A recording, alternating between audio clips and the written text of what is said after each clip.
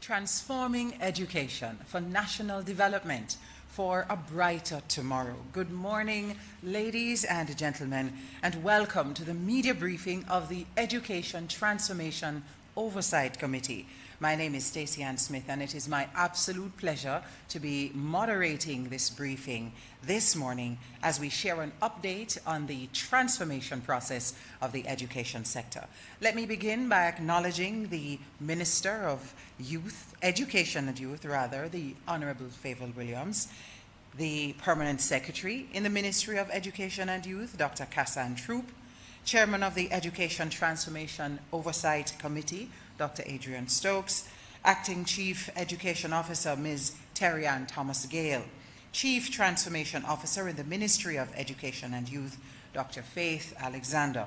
Welcome also to the members of the Education Transformation Oversight Committee who are joining us this morning here and online, other members of the Executive Management Team of the Ministry of Education and Youth, and of course, special welcome to members of the media who are here and online to provide coverage of this very important briefing.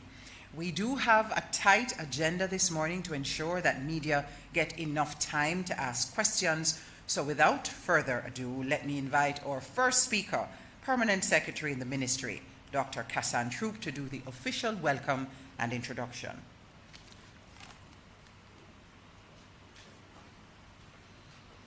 Thank you so much, Ms. Smith, our moderator. Good morning, everyone. It is indeed my delight to welcome all of us this morning to another in our series of updates to our nation as it relates to the Transformation in Education program.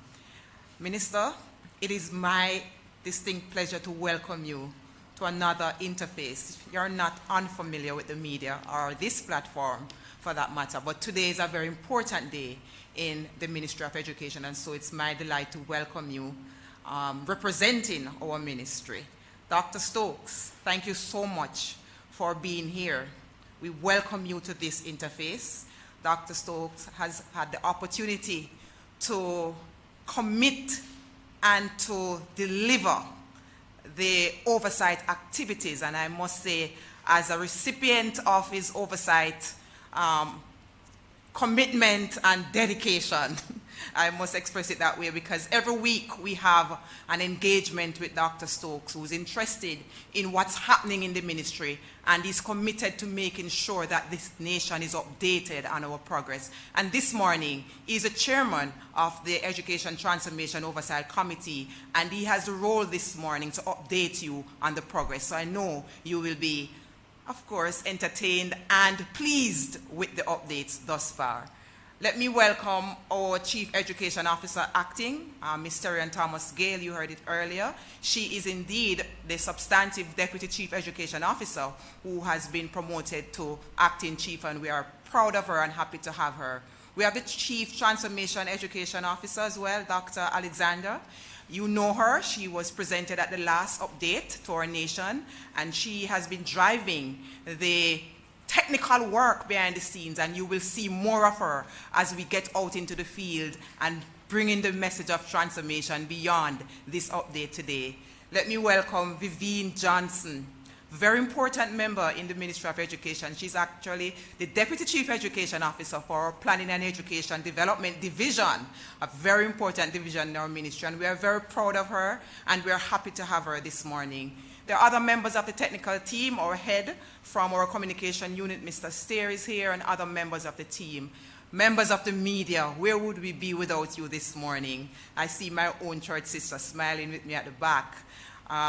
From the media, of course. But let me welcome you to this interface. We're happy to have you. You play a very important part in getting the message out there about transformation, and we are very grateful that you took the time to be with us this morning. Please feel welcome. Ladies and gentlemen, please sit back, relax. We have a treat lined up for you as we bring to you the updates of the Education Transformation Program, and more importantly, you will hear about our massive communication activities that we have planned to ensure that every single Jamaican has the issue of education transformation on their minds. Thank you very much and welcome.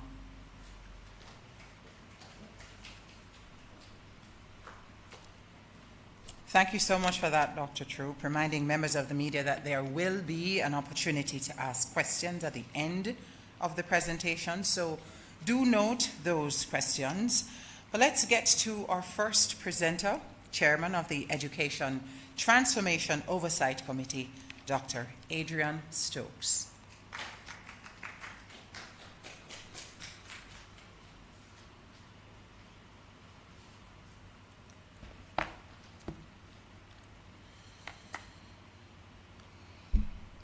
Minister Williams, PS Troop, congratulations.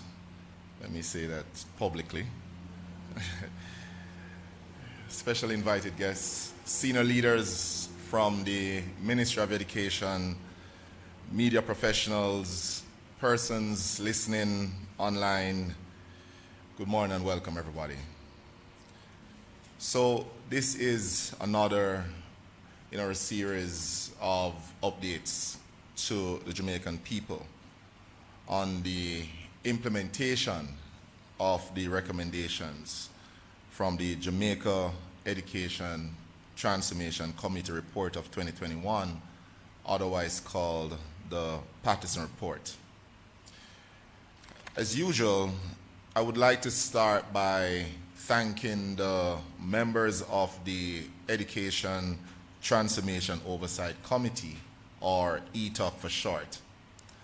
The committee continues to work with great diligence to ensure the important work of implementing the recommendations of the Patterson Report is done to a very high standard. I want to thank the Ministry of Education for their continued commitment to the transformation journey, and more importantly, for doing the actual work that will see transformation taking place within the education sector. Before I get to the substance of today's meeting, I would like to reiterate the mandate of ETOC. ETOC continues to be guided by the effective monitoring and implementation of the recommendations of the Patterson Report. It is important to reiterate that the substantive role of ETOC is one of governance. In other words, being an independent body that oversees the timely implementation of the recommendations made in the Patterson Report. So our job is not to rewrite or to do over the work already done by the Patterson Committee. I make this point because I frequently receive questions and feedback around specific recommendations made in the report and whether ETOC can change or in some way alter these recommendations. But our focus at ETOC is to ensure we get timely execution of the recommendations made so we can begin to see the tangible benefits for our people. So it's not, and I've said this before, terribly important to get all the recommendations perfect. What is more important is to have a high degree of execution. And that is our big focus at ETOC. As everyone in business and government knows, execution is difficult. Executing something as complex as transforming our education sector takes on added layers of complexity, given the layers of difficulty that you add, because you're dealing with a number of persons, you're working with several different agencies, and to coordinate all of that and to ensure that you effect execution is a very, very difficult exercise. So to this extent, we have been working to ensure a proper infrastructure is in place to ensure sustainability of the transformation thrust. For example, we have completed what I call some very important building blocks as we lay a strong foundation for the transformation effort. And I'm going to summarize 4 of the key infrastructure work completed to date. So the implementation plan was a very important initiative for us to complete. And as I indicated before, and just to remind you, an implementation plan is a logical blueprint. Recall that what we have in the Partisan Report are recommendations, not necessarily initiatives that are implementable. And so we had to go through an exercise that converted, as much as possible, recommendations to actual initiatives. The second building block that we have completed is to put in place an effective monitoring and evaluation framework. And this is very important from ETOC's perspective because it gives us that opportunity to measure in a scientific way the progress of the implementation project that is underway. The other important building block that we have put in place is to strengthen the team. So we now have specialized roles at the ministry.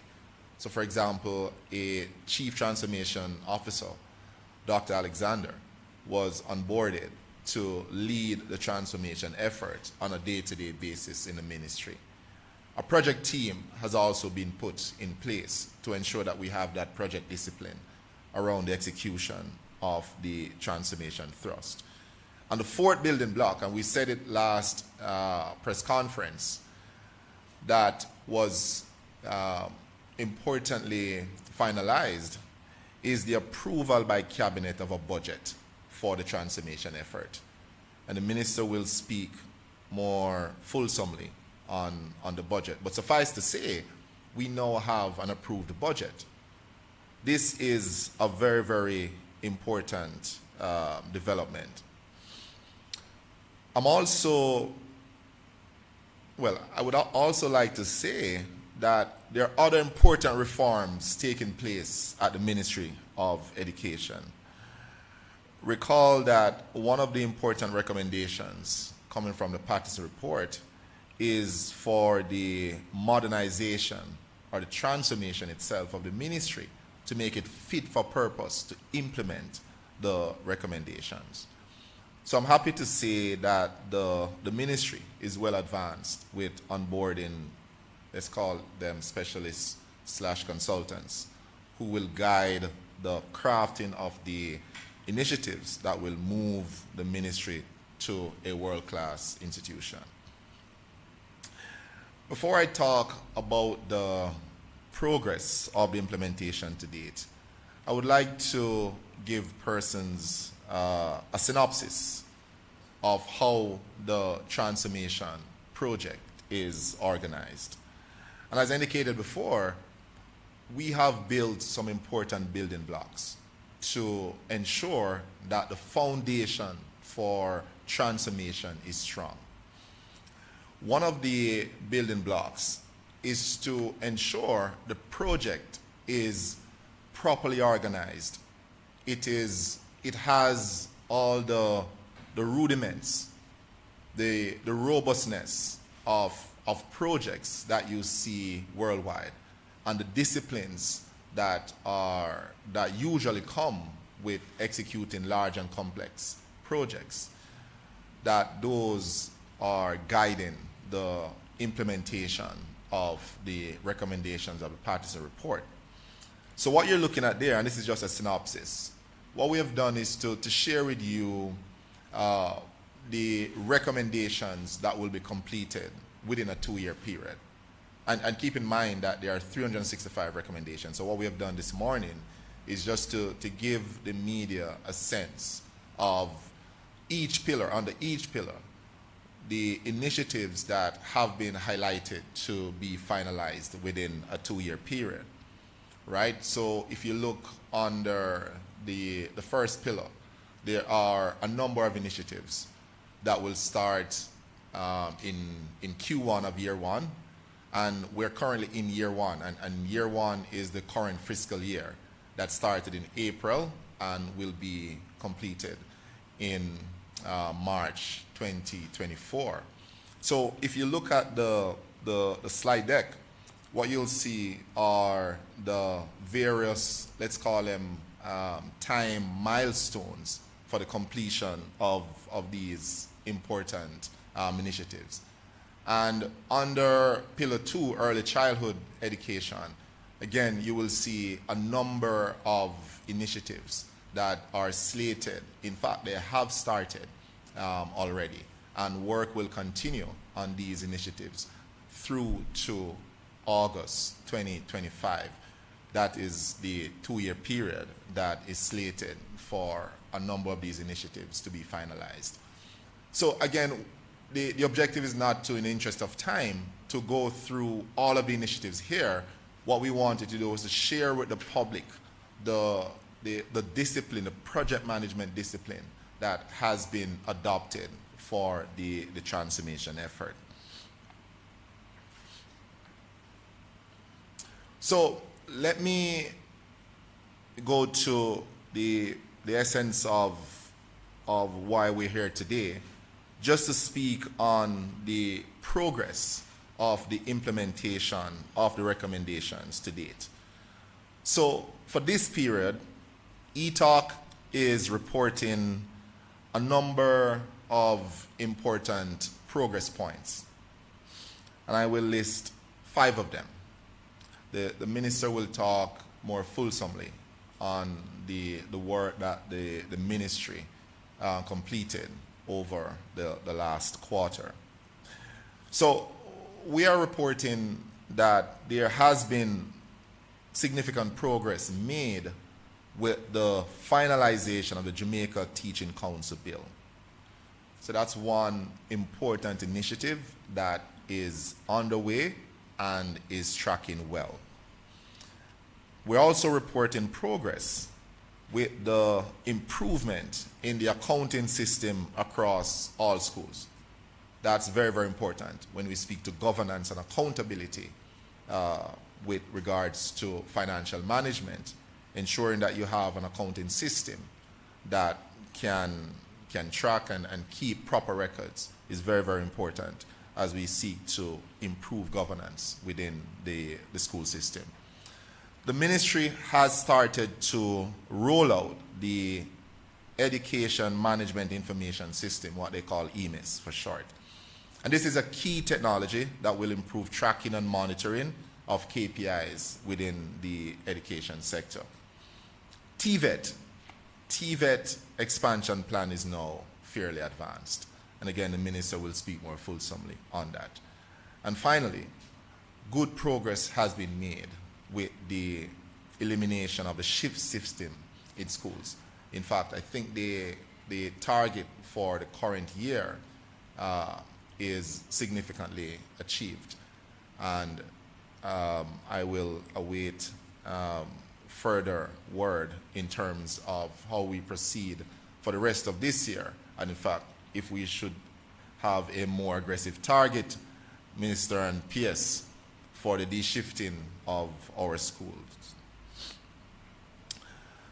Now, at our last press conference, we highlighted communication as a key initiative that the ministry needed to improve.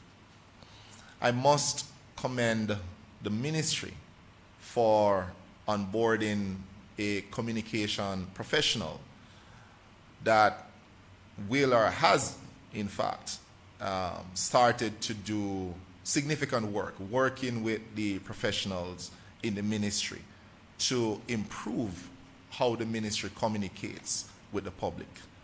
Again, the minister will talk more about the communication effort, but ETOC is encouraged by the move at the ministry to bring in talent, to work, to augment existing talent so that the communication effort can be ramped up. Now, while there are notable positives and progress to date, ETOC notes that there are some initiatives that are lagging, and I want to list 4 of them. One initiative that requires more work to bring it up to date is making the reports from the NEI, the National Education Inspectorate, public. So that's the first one that is lagging, and attention is needed to bring that to a current status. The second one is in the early childhood sector, the initiative that calls for improved staffing and training of the team in the early childhood sector. That's a critical sector, and work needs to be advanced in a more significant way in surrounding that initiative. The third one, and this has the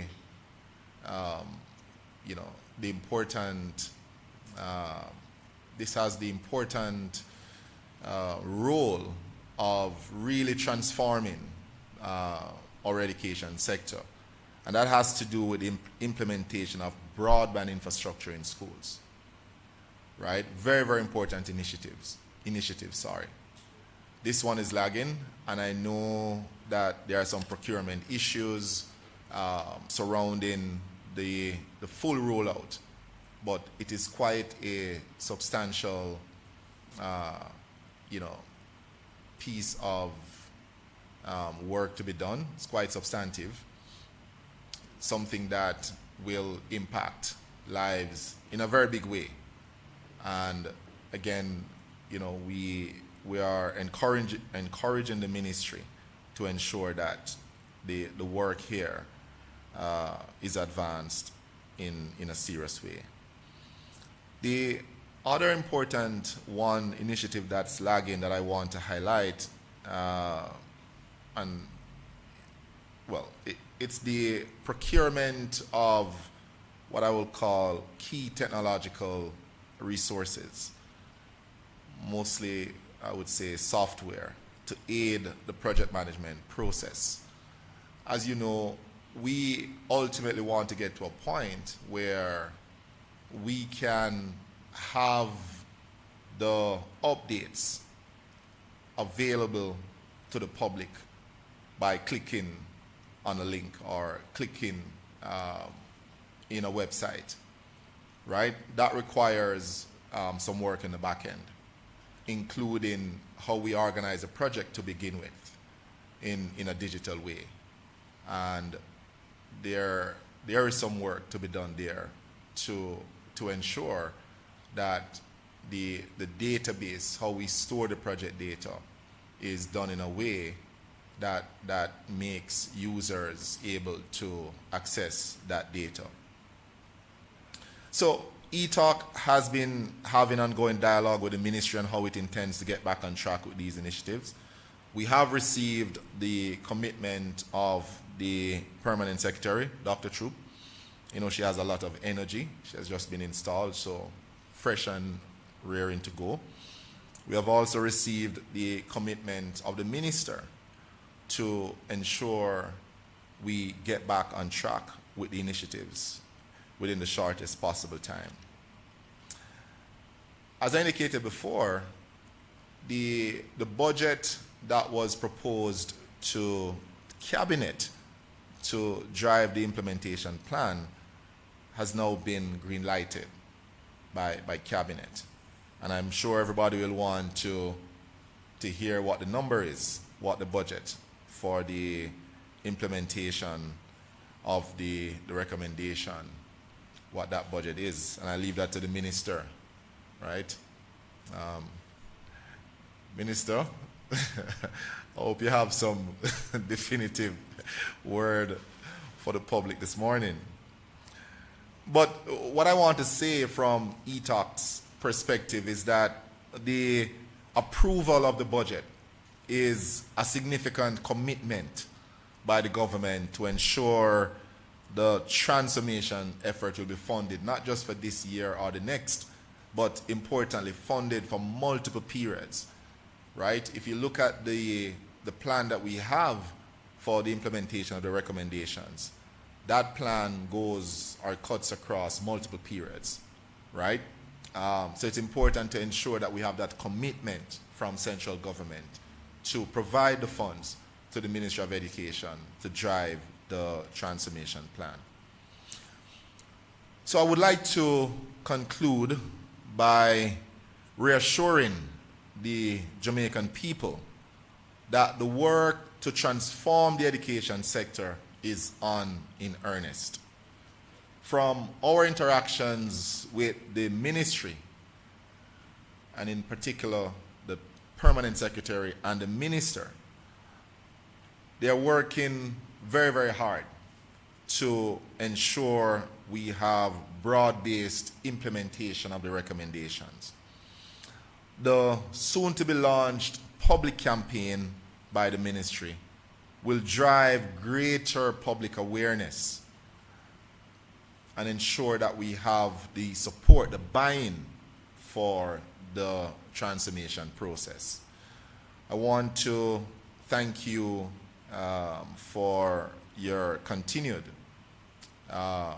input, your interest in the implementation of the recommendations. I conclude my remarks here, and I look forward to your questions following the presentation of the minister. Thank you.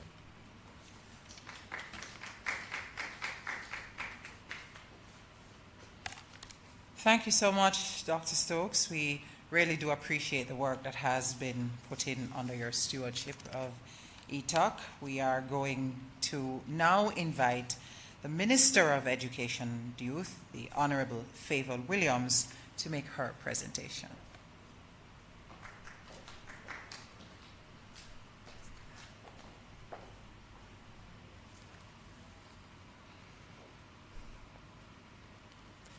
Good morning, everyone. Let me acknowledge our moderator, Ms. Stacey Ann Smith, Dr. Stokes, and members of ETOC. Let me acknowledge as well Piers Troop and the entire team of the Ministry of Education and Youth, those who are online and those who are here in person, members of the media. Thank you as always for carrying our story, the good news from the education sector. Permit me, before I begin, to congratulate, on behalf of the Ministry of Education and Youth, the Jamaica's team that won gold at the Robotics Olympics in Singapore. They took home the Katherine Johnson Award for Engineering Documentation.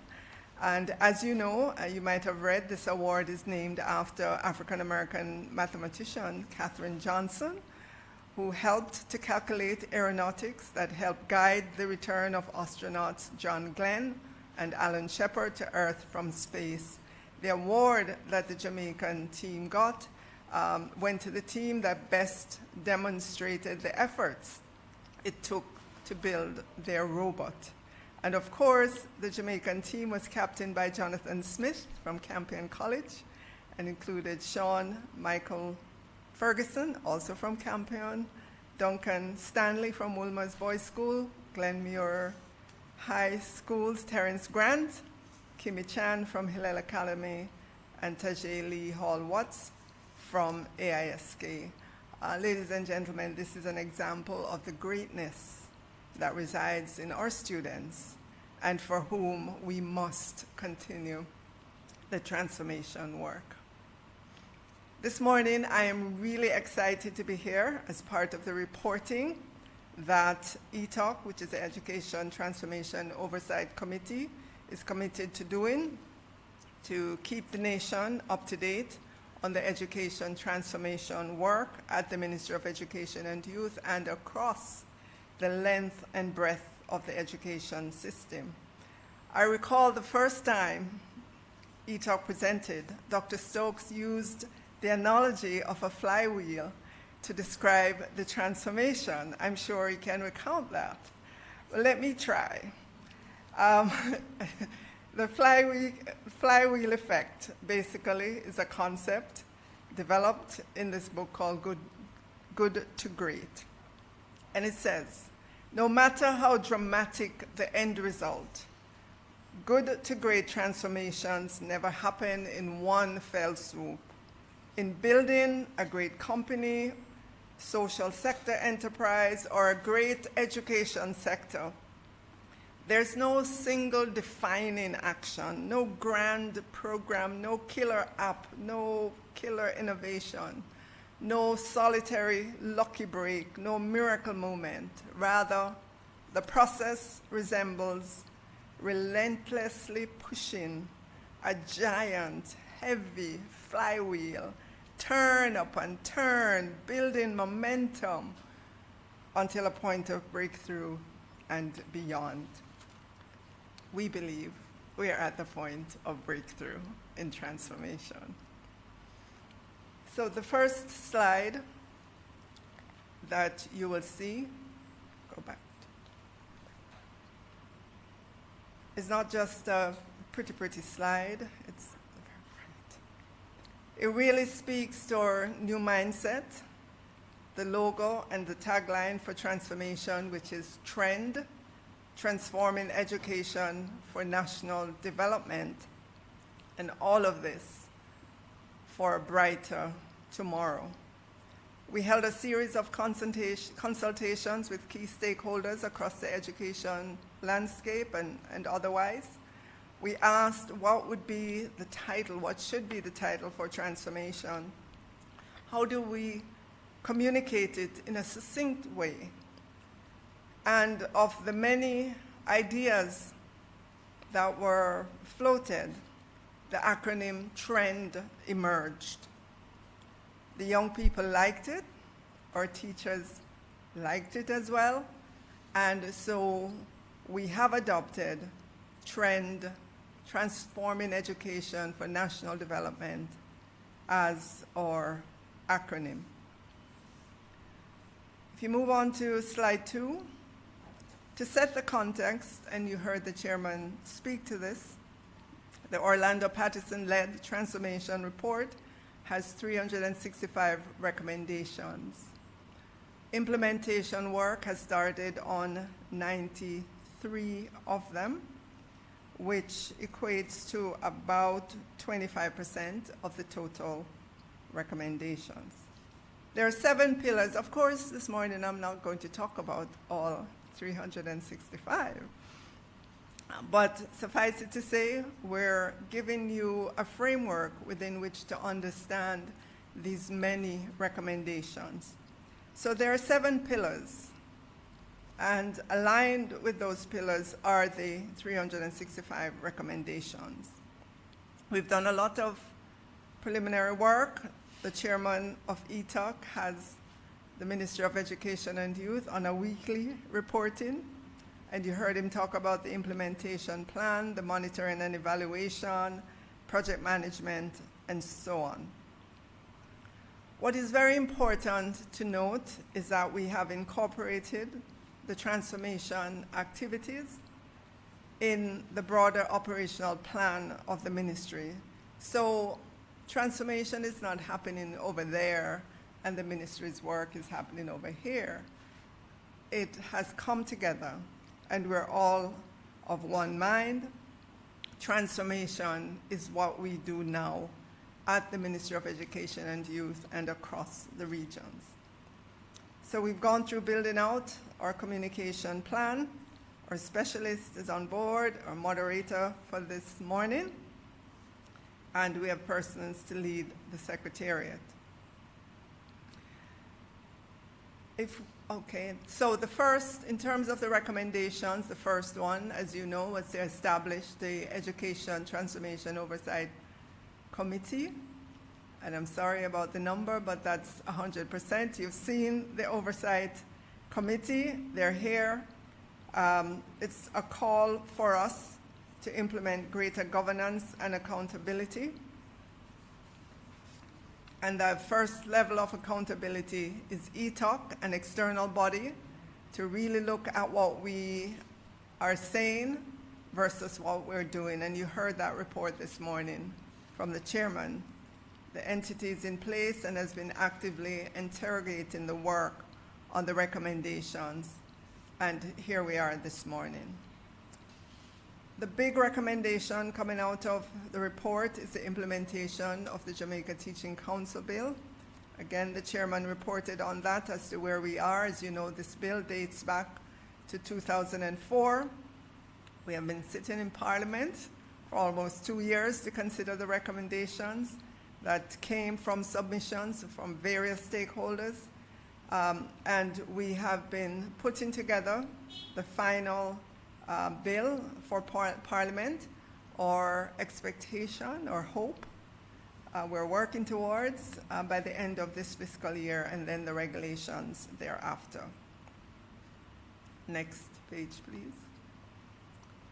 The Orlando-led Pattison report also called on us to have a centralized accounting system. We've reached out to our international partner, IDB. We'll pilot a platform that will be aligned with the government's JISTV, which is the Government Information and Financial Management System. As you know, the administration of education is a mammoth system. It has 16 agencies, 7 regions. There's the central ministry, 1,010 primary and secondary schools, plus early childhood sector, plus the tertiary sector. And we believe we are about 35% of the way there in terms of getting the centralized accounting system into our schools. We've been encouraged by the Ministry of Finance and the Public Service to move with alacrity. We have received some funding. We're moving through the training. We will pilot 50 of our schools, and we'll review and then scale the system. Our primary schools in particular are very delighted at this effort because, as you know, they do not currently have bursars within their schools, and so a lot of the burden of the financial work is on the principal. So to the extent that we can have this system already, they can't wait to see the implementation of it. Next page, please. One of the things the education system has not done very well is to make public information about the education system that will help Jamaicans understand the education sector. The transformation report recommends that we must make public the financials of schools, the academic standing, and the National Education Inspectorate report.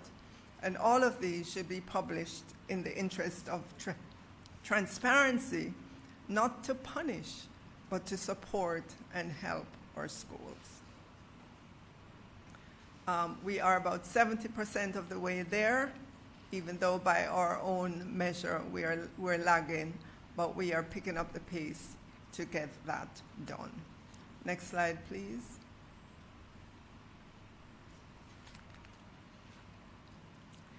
All right, so the next recommendation calls on us to implement an education management information system, EMIS for short.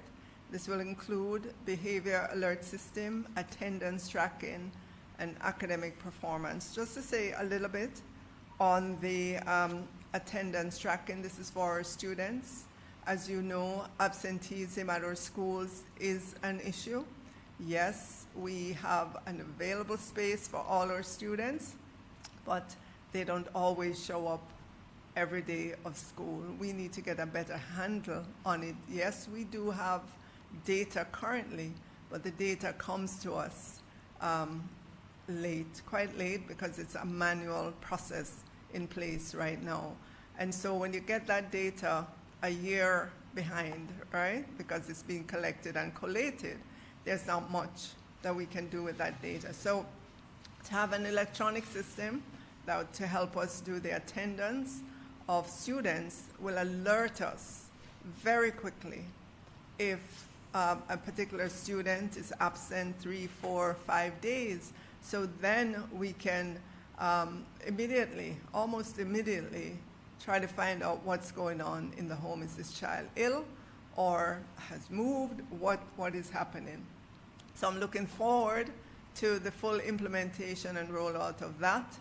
The behavior alert system is another very exciting system, and I believe our teachers in the classrooms will love it because it will enable them to put notes into the system so that the guidance counselors in the schools can be alerted, and there'll be a track to see, is this particular child coming up more than once? And therefore, you can bring counseling service to the child before it gets to the point where a fight erupts at school, and then, you know, it's a little bit too late then. So we have these different programs through the EMIS system that we will be rolling out into our schools. As you know, we had significant work done in terms of assessment of what we have currently, and we were rated incipient, meaning early stage. We have many different software across the ministry. They don't communicate with each other, so we're working with UNESCO to help to build out this education management information system to help us. We were advised to do the rollout on a parish by parish basis so that we can get the learning, and we'll be starting with Kingston and then moving on to St. Andrew. Primary school principals, again, are excited. We have 767 principals. We have employed a team of data entry persons who will go into the schools to do the heavy lifting and help them. But this will help us with our monitoring and with our support that we're providing to schools. Next slide, please. We move now to Pillar 2, early childhood education. We have to move to certification. We're down the wicket with registration, but many of our early childhood institutions are not fully registered. Since the report, we've moved aggressively to get all schools registered. As you know, the government has 70 infant schools and 300 infant departments. All of our government infant schools and departments are registered. The hard work now is the certification. The report calls on us to prioritize 120 early childhood institutions within areas of poverty for certification. We've identified those. Our 100% means the prioritization, getting out there into the field and identifying those schools. So this is the early work, and hence the 100%. Now we have to move to actually do the certification. We've invested some $15 million to work with schools who the ECC says they're at about 80% certification. They only need a little bit more to get them over the hurdle, and so we'll be working with those schools. We've gotten significant feedback from the schools that have been prioritized. Of course, they are very willing, and they're encouraging us to begin. Next slide, please. Next.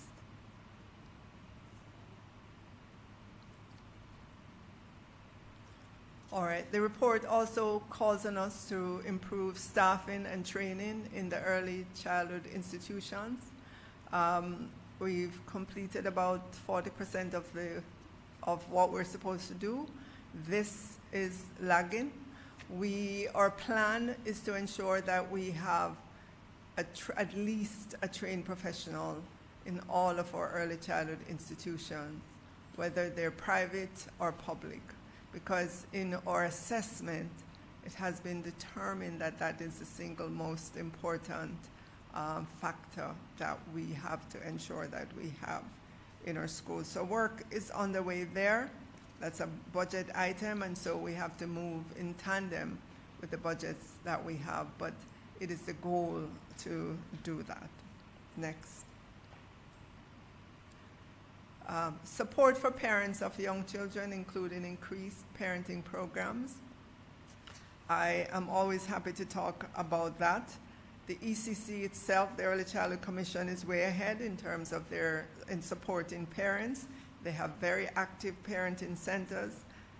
From the perspective of the Central Ministry, we're working with the Ministry of National Security in an interministerial program along with the EU, and you would have heard prior announcements from us that for the last academic year, we managed to touch, and this is our latest numbers at the time I reported it, then the number then was over 40,000, but since then with more data collected, we're seeing that we've been able to touch over 60,000 parents under this ministerial framework.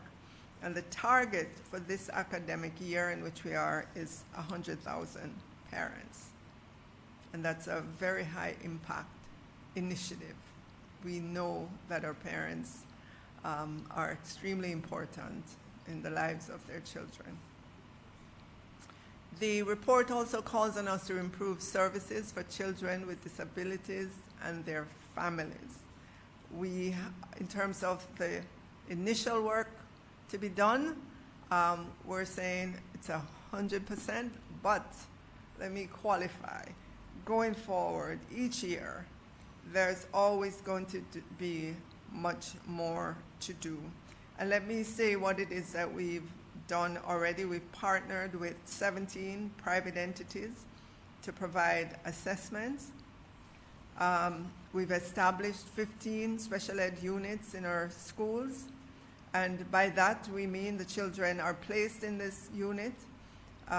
They're pulled out from their regular class. They're taught for 2 years and then reintegrated into their classroom. Obviously, we need many more of these special ed units. But this is where we are as a ministry now, and we will continue to improve the services for children with disabilities. Next, please. Our third pillar is teaching curriculum and teacher training. And this is where we, in subsequent meetings, we'll talk about the philosophy of education and the work that we're doing there. We've narrowed that down to 2, and we're circulating it, and I'm sure in short order we'll be able to share that with you as a philosophy that will guide the education sector. Teacher training, which is also part of this pillar, teacher training and professional development, that has been led for many years now by the Jamaica Teaching Council. They've provided electronic platform for teachers to go on. We want to move into a self-paced learning environment because you know that learning is lifelong. We continue to work with our teachers over time to get them more professional development and have it so it's at their convenience, so they can log on any time of the day or night and catch up on professional development. Move on to the next. The extracurriculum framework, we started to do some work there. We're about 10% on track. And that is making sure that in all of our schools, our students have the ability to have extracurricular activities. It's not just around their lessons, but in terms of other things that they can get engaged with. So uniform groups, 4-H clubs, Girl Guides, Brownies, environmental clubs, science club, math club. These ask of the students to be attached to something bigger than themselves. And we want all of our children to be exposed to these extracurricular activities in their schools. We know it's going to take a lot of effort to build out. There'll be a lot of manpower required, but we are committed because of the impact that that will have on their learning. Next page, please. The report also calls on us to ensure that we have safe schools. As you know, we're back in the face-to-face environment, and unfortunately, ever so often. We see the fights in schools. We see it as children are going to school or going home from school as well. All of principals across the length and breadth of the education system want their schools to be safe. But we recognize that many things happen outside of schools. So we have to continue to work on the minds of our students so that they will feel empowered to choose differently than they're choosing right now, especially when they get into a conflict situation. We also, in our schools, are pulling together the HFLE, Health and Family Life Education Specialists, or Deans of Discipline, or guidance counselors, and others who lead our civics curriculum. We're pulling them together as a team, and they're designated as the behavior change team. Over the years, we've had these different specialists in our schools, but they've operated individually. We believe that there is more to be gained from bringing them together as the behavior change team to work with our schools. For this year, we've given our schools additional resources to help to support the collaborative working of the team. Next slide, please. Pillar 4, the tertiary sector.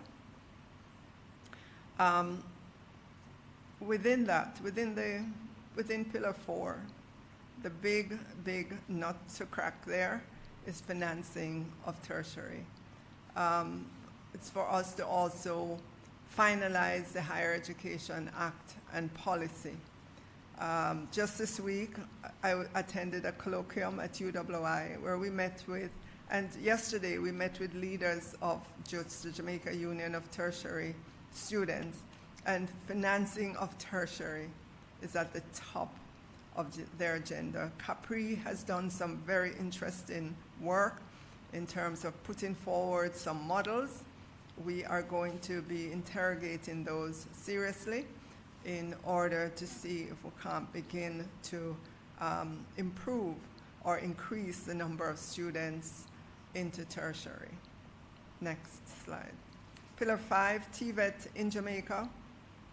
For us, in our high schools, that is where our TVET lives primarily. Our TVET expansion plan is real. We have $400 million from HART to support TVET. We will invest all of this in the TVET areas in our schools. Our high schools, many of them deliver up to 5 subject areas in TVET. The grants that they will receive will help to buy materials. Our plan is to upgrade the labs in 55 of our schools and create what we're calling 5 workforce-ready labs in 5 of our schools. We'll continue to do the capacity building and modernization. Next, please. Pillar 6 of 7, infrastructure and technology.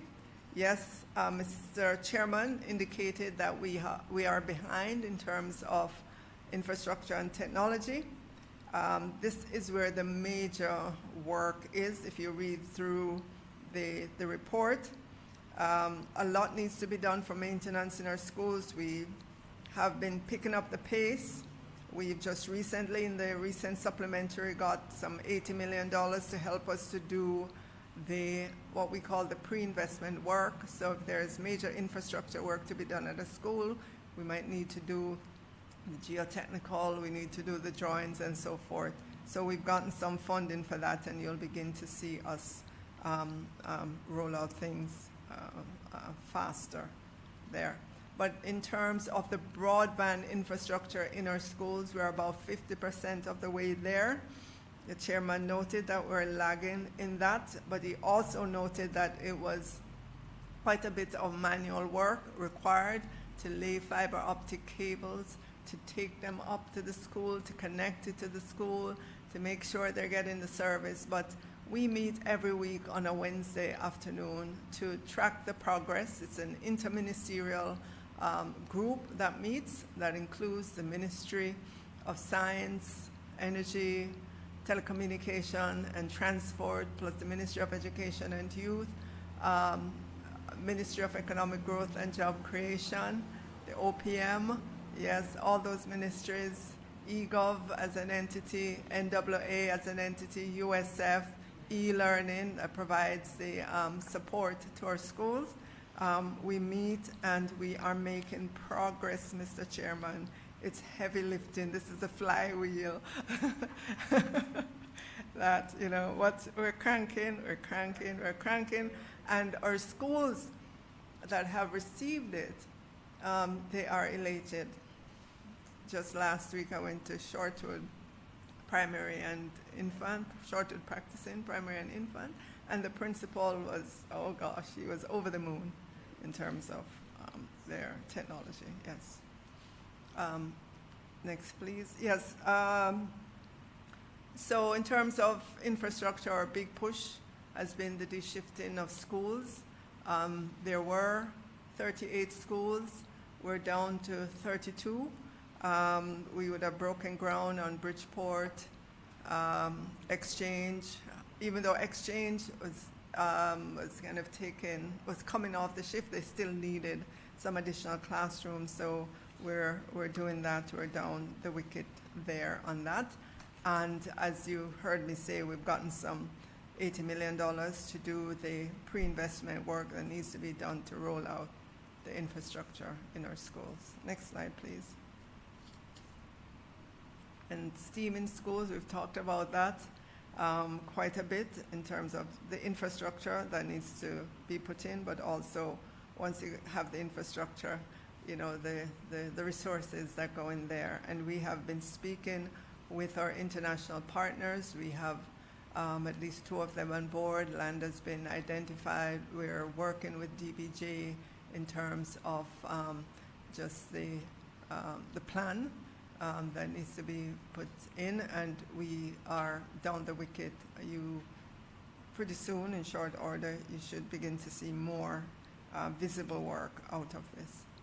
And finally, Pillar 7, financing of schools. And what this really speaks to is that we should be looking at a different model to finance our primary and our high schools in particular. Currently, it's the way we do it is on a per student basis. So you might be in a school and you need more because the students need more support.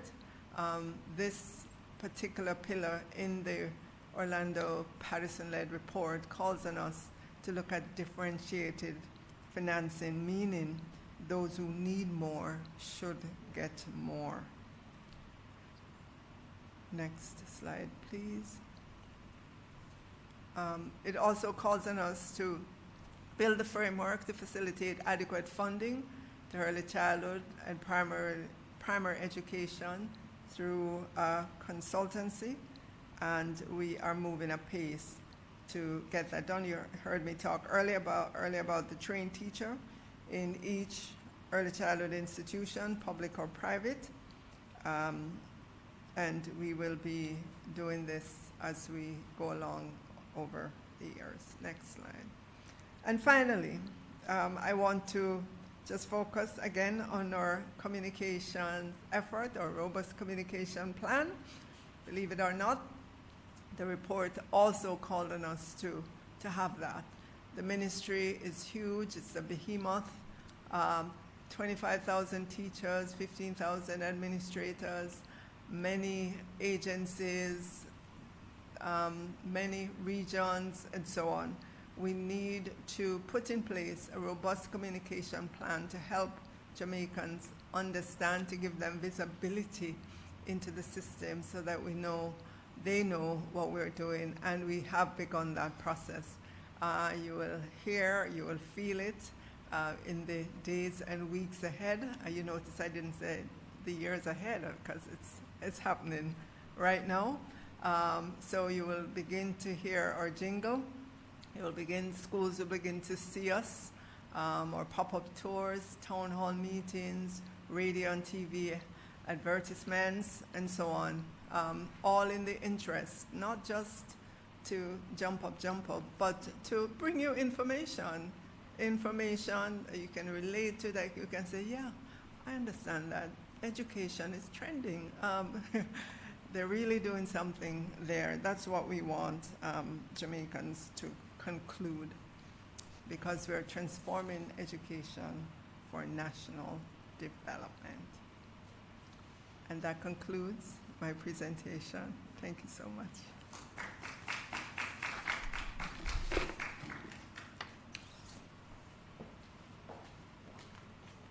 Thank you so much for that, Minister. We will get education trending in this country because, as I keep telling my team, this work has generational impact. It's not just a work. It's not just a project. It's something that's going to impact all our people for generations to come. And that, for me, is very inspiring and motivating. Well, ladies and gentlemen of the media, we will now go into the Q&A section of this briefing. Please do raise your hand and be acknowledged. And once you are acknowledged, you will state your name and the organization with which you are affiliated and proceed with your question. Our technical team will have a roving microphone for those persons who do have questions. So you may go right ahead and raise your hand. Good evening, everyone. I'm Jamila Maitland from TVJ. Minister, can you just confirm that the budget of 4.5 billion was approved by Cabinet, and to what extent will it be used for the areas that are lagging that the chairman would have mentioned?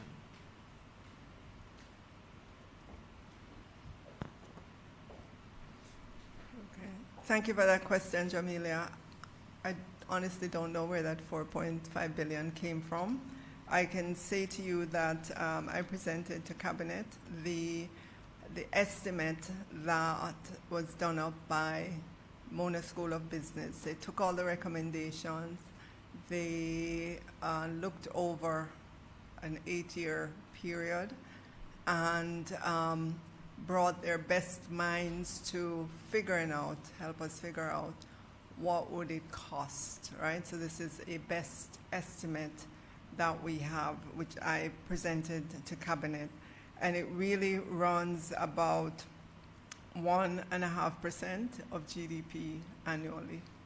And when you break that down, about 2/3 of the cost, or about 1% of GDP annually, is projected for infrastructure and technology.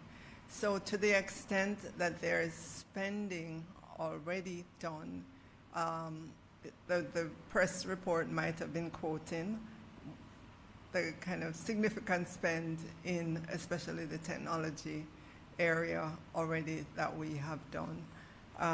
So we're still refining the budget, as you know, given this is over at least 8 years, then we have to see how it fits in to the annual budgets. Yes, our estimate is 1.5% of GDP annually, but we have to look at that, prioritize what we can get done during that fiscal year, and make sure that it fits in to the national budget as well. I wanted the figure. 1.5% of GDP annually. Well, we have a GDP of about 15 billion USD. Well, when you convert it to Jamaican dollars, it's probably about 30 to 35 billion Jamaican dollars. And again, I have to nuance that. I don't want to see a headline that says we're going to spend 30 to 35 billion annually for transformation. That's not the headline. This is an estimate of what this report and the 365 recommendations will cost if we are able to implement it over an 8-year period. We have to work within the confines of our national budget, and the national budget is formulated annually. So for us as a ministry, we have to look and see what are the things we can reasonably implement during the fiscal year and work to get that in the particular budget year and ensure that we complete it. So again, this is an estimate that was done by a professional. We accepted the estimate, we presented it to cabinet, but it's not to say this is exactly, precisely the spend that we're going to see. That would be impossible.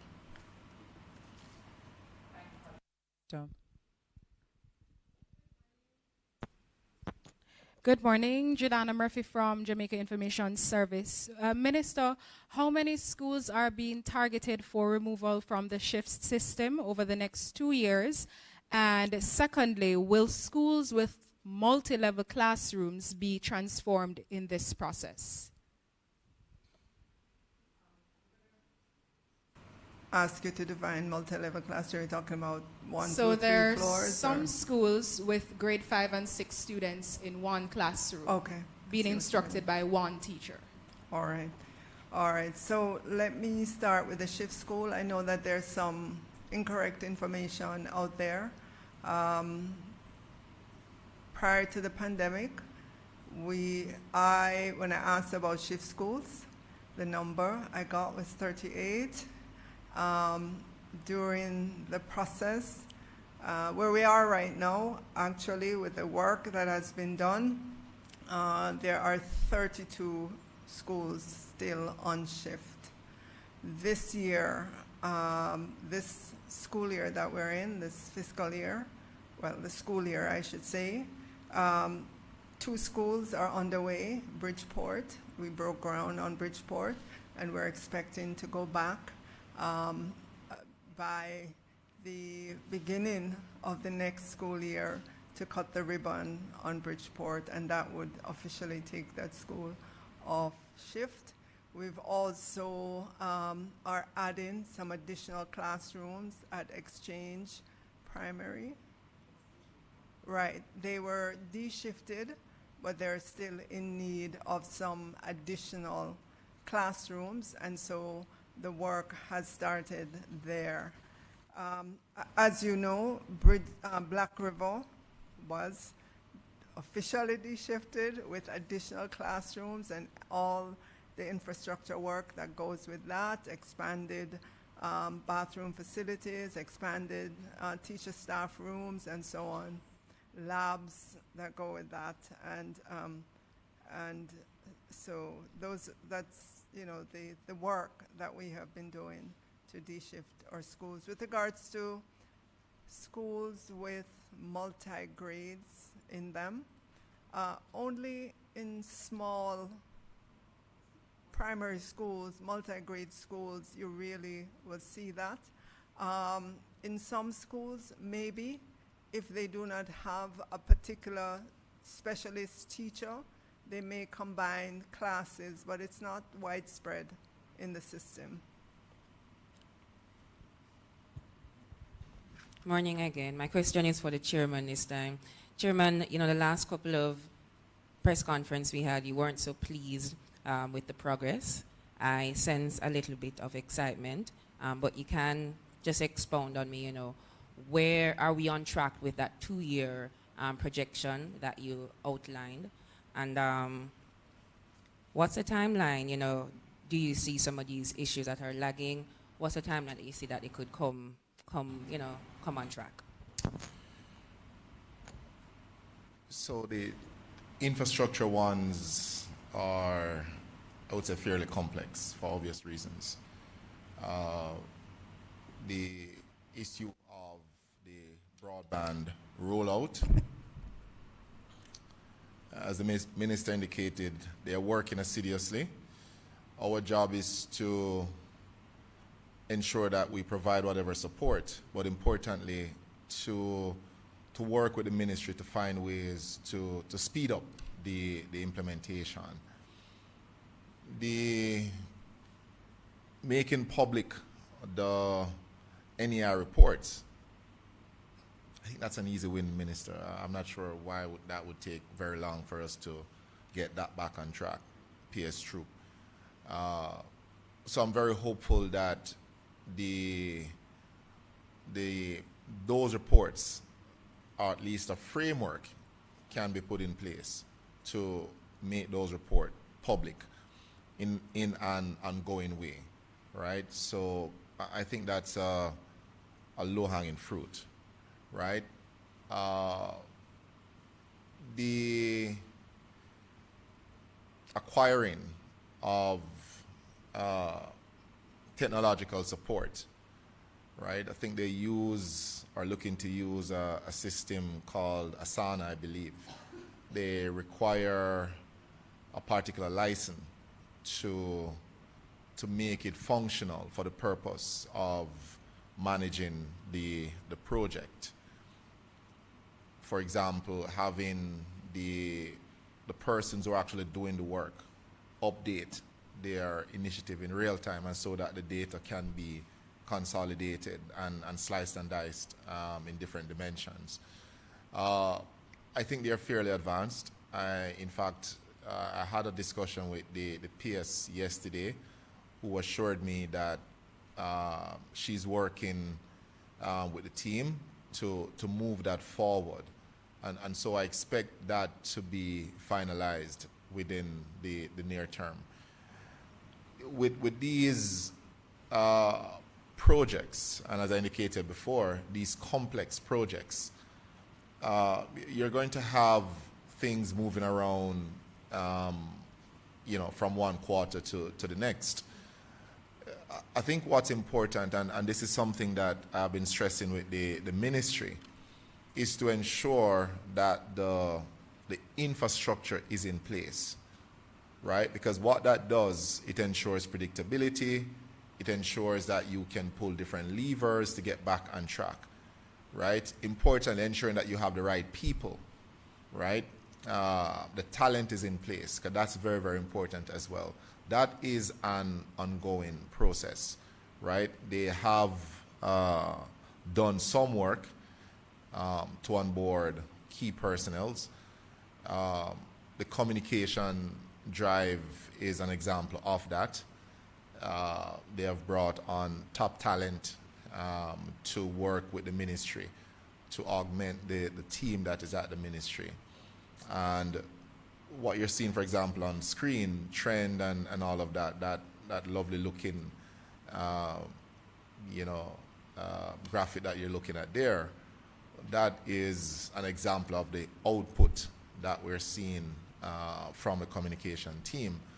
So I'm very, very happy that once they move into, let's say, full launch around communication, we're going to have, or at least see, a much better output from the ministry.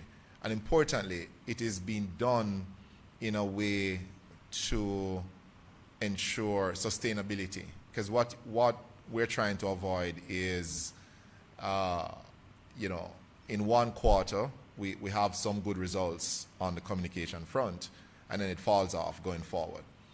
Transformation must be sustainable, which means that the processes, the systems, the people have to be in place. It's not reliant on an individual. And so it's taken a bit of work, but I'm very confident that the commitment is there, at least at the top of the house, at the leadership level, to do what is necessary to get back on track with the initiatives that are lacking.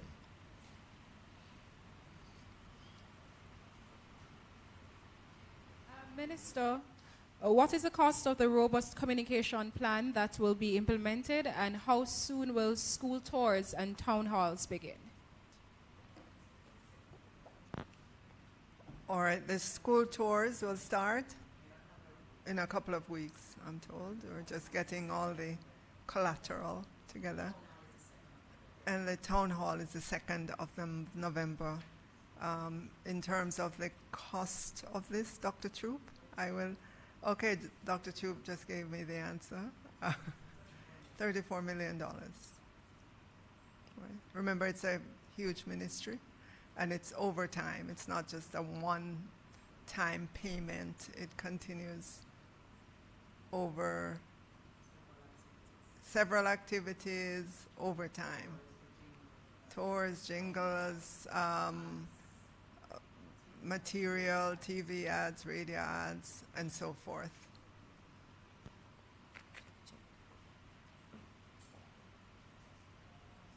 Jamila again from TVJ.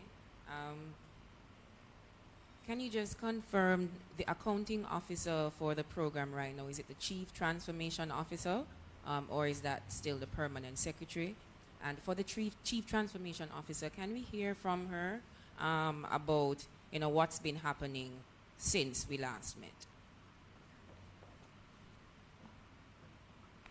So for the first question, it's the permanent secretary who is the Chief Accounting Officer. Dr. Troop, you want to add anything to that? Okay. All right, okay.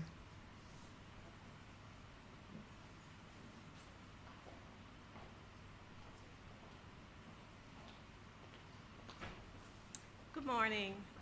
As far as what has been happening with the transformation effort, we have been spending a lot of time on the technical work. As both Dr. Stokes and the Minister have said, we are putting in place the infrastructure, so that means the monitoring and evaluation framework. We have been meeting with all the process owners, and you would have seen from Dr. Stokes' presentation the various milestones and so on that have been achieved and that we are currently working on. And as far as Asana, as Dr. Stokes had mentioned, this is the software that will be used to track the information so that process owners and the public at large may receive reports in a timely manner, whether it be monthly or quarterly. So as far as the transformation is concerned, we are assiduously working on the technical aspects of the program. We do have a question from a reporter on Zoom from Nationwide. Please go ahead with your question now.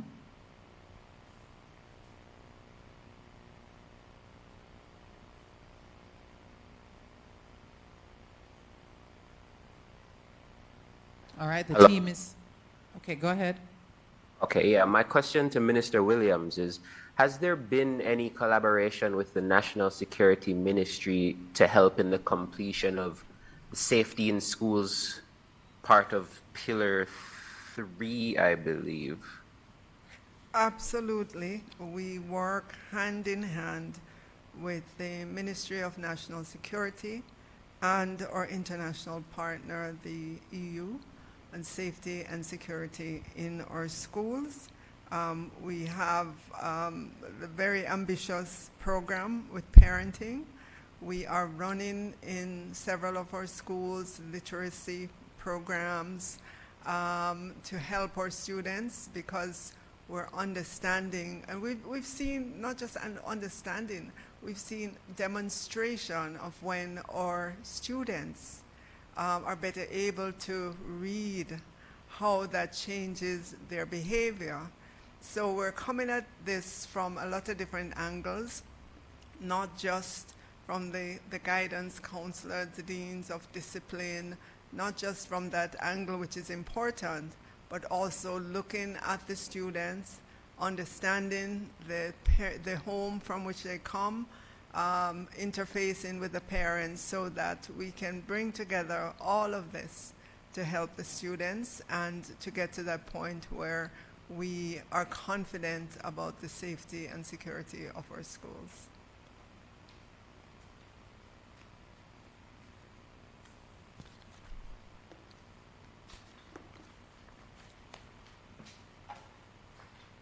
Thank you so much for that, Minister. Ladies and gentlemen, we are out of time. For members of the media who may still have questions, I invite you to reach out to the Communications Division of the Ministry of Education. Many of you are familiar with the Director of Communications, Mr. Colin Steer, who will be happy, I'm sure, to provide any additional information that you may need. We are now at the end of this morning's media briefing of the Education Transformation Oversight Committee. Thank you for attending. We appreciate your questions and the opportunity to share an update, this very important update on the transformation process. I'm Stacey Ann Smith, and it has been a pleasure indeed to be your moderator. Do have yourselves a safe and productive day.